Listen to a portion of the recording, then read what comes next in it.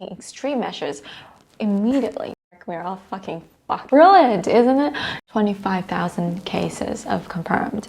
I've been wanting to do this video for a while as someone who experienced SARS quarantine and now COVID-19 in New York. I cannot believe the stupidity of events that happened since January. I was hoping this video could help those who were never in the loop and wonder how we got to where we are so quickly, and also those English speakers who never read up on the other side of the story by filling in the blanks for them. A couple of disclaimer, this video is done on the 16th of March, which is almost 3 weeks ago. Things have developed, numbers have changed. What I thought was going to happen already happened, and that caused me to stop procrastinating and do this video.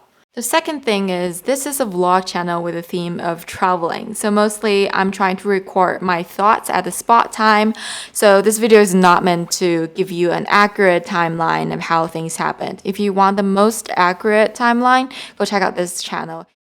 According to him, China reported a rare disease to WHO in December. It was till mid-January to confirm that interperson transmission was possible. In January, I was on WeChat, and WeChat is a great tool for everything, basically. There were articles talking about this virus, the Chinese New Year. China was locking down. It was asking everybody to quarantine themselves, and I was like, oh, okay, this is serious. At that time, that's when we started to hear the theories about if it's coming from bat, if it's going to be similar to SARS, where it goes away in summer. That's probably everybody's hopes are. This article pops out and be like, but we defeated SARS and this is no more serious than SARS, so it's going to be fine. But then there are articles coming up and saying human never defeated SARS. It went away by itself. We don't know how it went away. We never produced a vaccine, but it just got away because it doesn't like hot weather. This friend came over and she graduated from the most prestigious school in Wuhan. And she told me that she was on this alumni circle and they were raising money to send masks to China because they were out. And they were able to raise, they started in end of day and Friday evening, and they raised over $1 million till Sunday. In February, I started to wear masks. The kind of media which is making it sound like you are a stupid person to even believe a surgical mask would work. And on one hand, they're like, don't buy any mask, it's not gonna work. On the other hand, they're like, save the masks for the person who deal with sick people because it works for them. Brilliant, isn't it? There was nobody wearing a mask, right? But when I go back to my building, which has a lot more Asian or just say Chinese, we wear a mask. And I think both my roommates started wearing masks at least by the end of February. I think the first comment I got was from a homeless guy. They said, go to the hospital. Mask is not how to help nobody. That's the first guy who commented on this. Soon after, I think someone who I see more regularly were like, it doesn't work, right? And I did not even bother to argue. I was just like, no, it does. People were talking when they're near me and they were saying, well, I don't think mask is gonna work. Like, yeah, I don't think mask is gonna work. And they're saying, yeah, the mask is not, if it's a surgical mask, it's not built for this purpose. They were talking to each other, but I know they talk it right next to me. They said it to me. China, they were also talking about this. Is masks really going to be helpful because it's only surgical mask, it's not built for that purpose.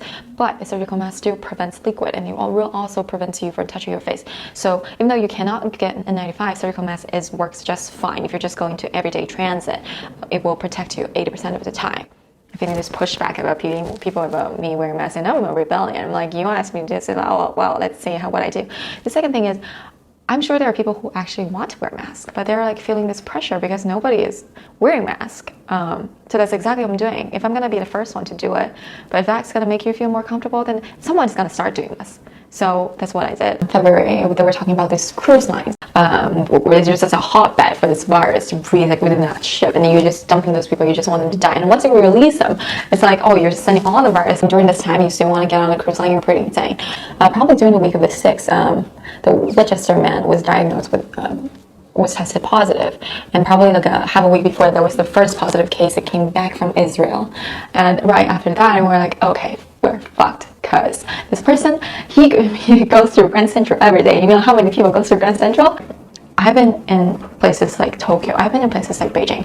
There's no other city that is so dense. Walk on the street of New York, you see no fucking sky because all the buildings were just, they were fighting with each other. I was living on a 50 floor, like 50 something floor, and our building got like 60 levels. I have never been on a residential building this high. Too many people here, and people don't care enough. I'm telling you, the public transit in Japan, they do wear masks, and they're not taking it seriously here. They're just still going around, and they clean, like the subway in Asia, they're so freaking clean. Not like here, there's just the signature smell of New York. You know what it is? Pee. Like pee that like probably was from like, I don't know, like 3 months ago usually. After the confirmed case, I was like, no fucking way am I ever removing my mask. So I was like wearing my mask like 18 hours a day. I think over the weekend the number grew from like just him and 6 people around him to like 40. Right? Well, we know by this point at least he infected like 100. In Westchester, they wear gloves, but they still don't wear masks. These guys must be alien, you know? They fucking breathe through their hands. Please educate me.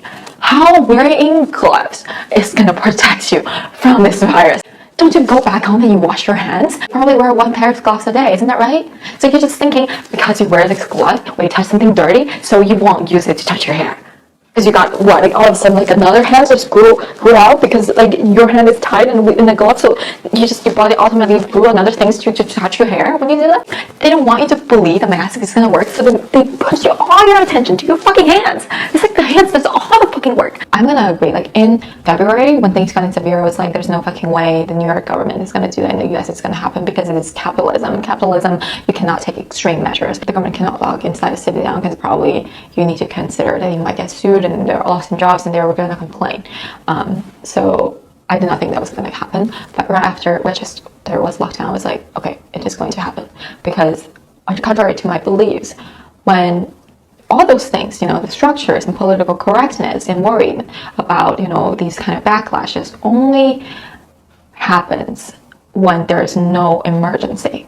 When there is an emergency, when your country is on the verge of, you know, collapsing, and when there is a major disaster happening, all those goes to shit.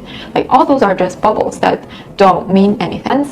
The city realized that it is severe, they have the power to shut down an entire town. And that's what they will do, change like 1 guidance a day, which is crazy. And they weren't shutting the school. Next day, Tuesday, all the restaurants are shut for anything but delivery, which is basically like they're just copying China from 2 months ago. People complain about that. I'm like, what the fuck are you even complaining? During this time of the day, you still want to go out and eat? You're fucking crazy. And the 17th, which is a week from today, they finally decided that we're all going to work from home. What the city government said that they were gonna, you need to reduce 70% of the workforce. So it's like, okay, we definitely need to send you all home. So that last thing that I would say is yesterday we have a confirmed positive, but I think everybody's been in office long enough, so it's probably fine. So that's pretty much happened with corporates here. I think they definitely do not want anybody home, but they also do not want any responsibility if you all get sick. So the firms is still giving you the paperwork to say, you know, to say that it's necessary and you have to go to the office. New York is going to get shelter in place, but they were still discussing. You see a lot of cars on the street right now. I don't think these are all food deliveries. I'm sure they are just hanging around in their car wearing their gloves. Yeah, and that's what happened this week. But when New York kind of get hit, the stock market started to tank because this is where people make the market. So that affects like the entire world. And once things happened in the US and it kind of mirrored it, and then we'll believe China will happen the same, which is why, you know, China is recovering very well right now, but the stock is still, all the indexes are still going down because they're still under this belief that whatever the US, something bad is happening in New York, the entire financial market is going to crash. So they still have that mirror to China. It's just the inefficiency of this market and everything. To the firm, every time I walk past the TV, it's always talking about coronavirus. China equal to coronavirus is what the media depicts it. And New York Times even said, well, you know, there are people calling it Wuhan virus is making it racist. Like, you're probably the first one who called it Wuhan virus, right? I don't even know if it's February or January, but they locked down the border saying that 14 days if you've been to China, can't go in.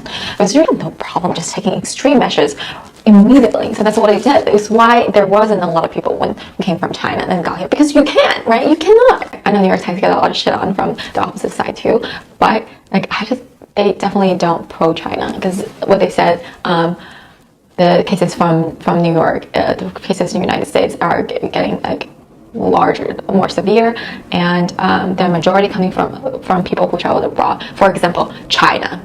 And then right after they said that, there was a chart. It listed the top countries where people traveled to contract the virus. China wasn't even on the top 10. It was like Italy, Iran, Israel, and then those places.